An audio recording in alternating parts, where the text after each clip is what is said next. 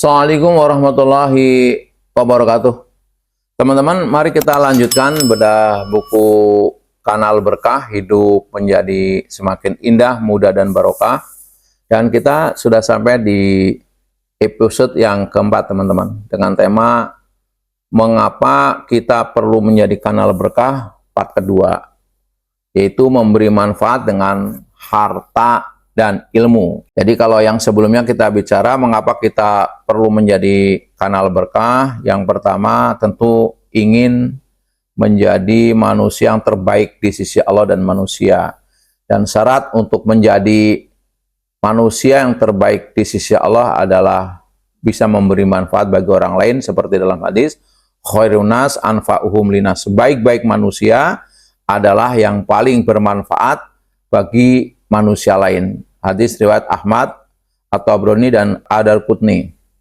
Nah, untuk menjadi manusia yang paling bermanfaat atau anfa'uhum, maka bentuk kebaikan yang paling bagus, yang utama minimal ada 3 kemarin. Yang pertama, niat, ilmu, dan harta. Niat sudah kita bicarakan pertemuan sebelumnya.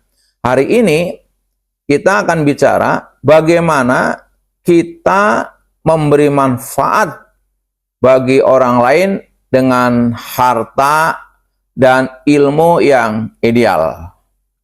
Jadi menyalurkan kebaikan dengan harta dan ilmu menjadi luar biasa dampaknya pada perubahan di dunia dan insya Allah balasannya di akhirat.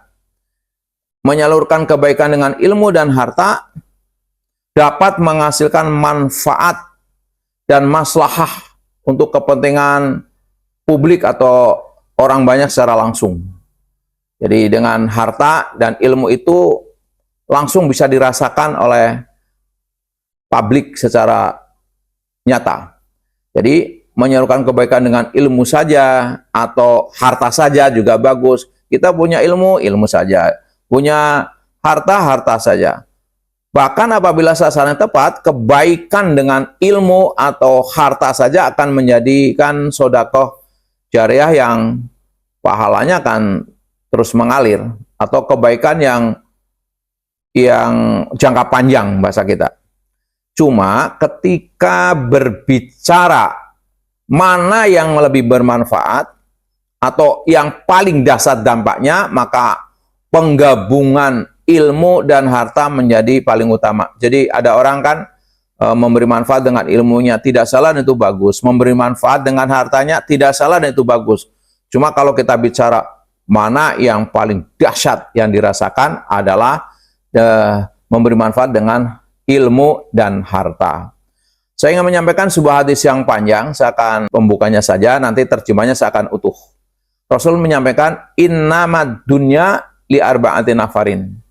Abdun razaqahullahu malan wa ilman fa huwa yattaqi rabbah fi wa yasilu bihi rahimah wa ya'lamullahi fihi haqqan fa hadza bi afdalil manazil ila akhir hadis. Kalau terjemahkan begini, teman-teman. Sesungguhnya dunia untuk 4 macam orang. Jadi dunia ini semua untuk 4 macam orang. Yang pertama, seorang hamba yang dikaruniai ilmu dan harta. Kemudian ia bertakwa kepada Allah dengan keduanya. Menjaga silaturahim dan menyadir hak Allah dalam hartanya. Itulah hamba yang menempati posisi terbaik. Jadi keliru sebagian manusia seakan-akan menjauhi dari harta.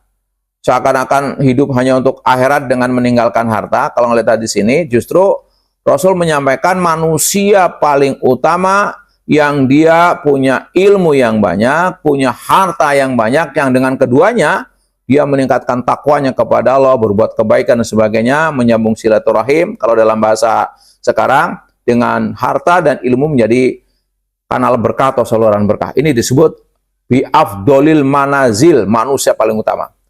Yang kedua, seorang hamba yang dikaruni ilmu oleh Allah tetapi tidak dikaruni harta. Ia berkata, kalau saja aku memiliki harta seperti si fulan, maksudnya orang pertama tadi, tentu aku akan melakukan sebagaimana yang dia lakukan. Dengan niatnya itu, ia mendapat pahala yang sama dengan orang pertama. Coba bisa bayangkan teman-teman. Orang pertama memang punya dua-duanya, punya ilmu dan harta. Dengan harta dan ilmunya tadi, dia bertakwa kepada Allah, membantu orang dan sebagainya. Nah, orang kedua, orang yang punya ilmu tapi ditakdirkan nggak punya harta.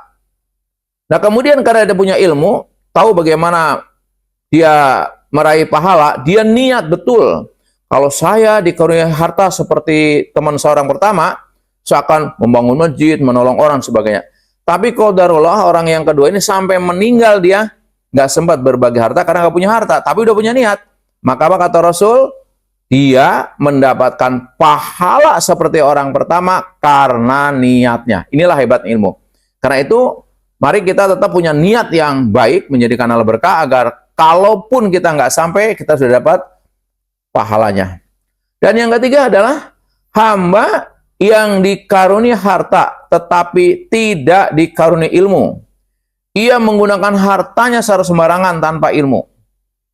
Ia tidak bertakwa kepada Allah, tidak memelihara silaturahim, dan tidak mengenal hak Allah dalam hartanya. Itu adalah orang yang paling buruk kedudukannya.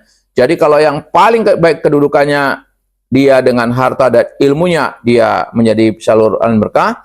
Orang yang kedua yang hanya punya ilmu, tapi niatnya bagus sehingga dapat pahala seperti orang pertama. Yang ketiga, orang yang memiliki harta nggak punya ilmu. Sombong dengan hartanya, pamer, menyakiti orang. Maka inilah seburuk-buruk orang. Dan yang keempat, hamba yang tidak dikaruniai harta, tidak dikaruniai ilmu oleh Allah. Ia berkata, kalau aku memiliki harta, aku akan melakukan sebagaimana yang dilakukan oleh fulan, orang yang ketiga. Maka ia pun mendapatkan dosa yang sama seperti orang yang ketiga. Betapa celakanya orang yang keempat ini, mohon maaf, sudah miskin, bodoh. Karena bodoh, cita-citanya, ya bodoh, ingin seperti orang yang ketiga, yang seburuk-buruk orang tadi. Kalau saya punya harta, saya ingin poya-poya, ingin begini, ingin begitu, yang sifatnya tidak baik. Maka, kalaupun orang tadi, sampai matinya nggak sempat punya harta, cita-citanya salah, dia punya dosa yang sama. Ini hati-hati sekali bagi kita untuk selalu niat yang positif, sehingga kalaupun tidak sampai, pahalanya sampai. Di hadis lain, Rasul juga pernah menjelaskan pentingnya kedudukan ilmu dan harta. Sampai-sampai kita diperintahkan untuk iri kepada dua kelompok manusia itu, karena memiliki ilmu dan harta. Iri kan hukumnya aslinya terlarang. Nah, ini iri yang diperintahkan. Ulama mengistilahkan iri yang demikian disebut gipoh, iri positif kepada dua kelompok. Apa kata Rasul? Rasul menyampaikan orang ini adalah dengan hadis la hasada illa fisnatain. Rajulun atahu malan fasalatahu ala halakatihi fil haq. Wa rajulun atahu hikmatan fa huwa yaqdi biha wa yu'allimuha. Tidak boleh iri kecuali terhadap dua macam orang, yaitu orang yang diberi harta oleh Allah, kemudian ia salurkan di jalan Allah yang benar, dan seorang yang diberi hikmah atau ilmu oleh Allah, kemudian ia berhukum dengannya dan mengajarkannya.